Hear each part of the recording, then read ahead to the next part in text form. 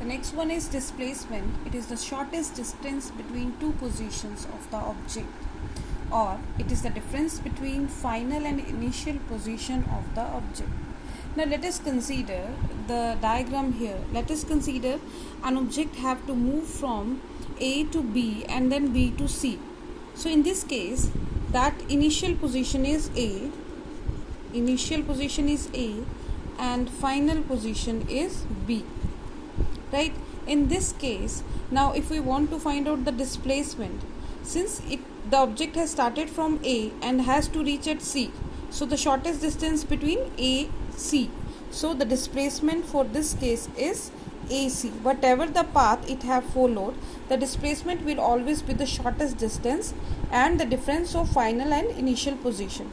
But if we are talking about the distance, in this case the distance is AB plus BC, right? Because that is the actual distance. So this is the basic difference between the displacement and the distance.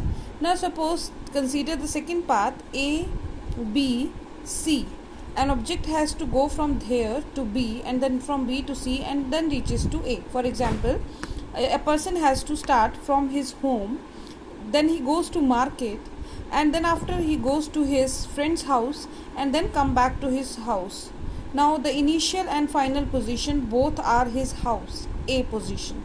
So in this case, if we are talking about the displacement, it is 0 because it is the difference between the final and initial position. So since the point is same, so displacement is 0.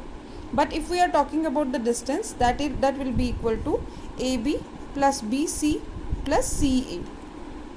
Next, consider the case here. Let the particle have to go from A to B and follow this semicircular path. Now the shortest distance between them is 2r.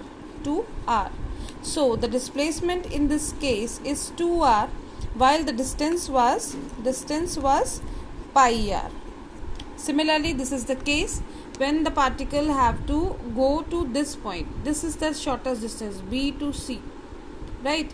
And in this case, the shortest distance is r root 2. Similarly, if it has to follow this circular path and reaches to this point again since final and initial positions are meeting at the same point, so displacement is 0. From this we come to know that displacement can be positive, negative or 0.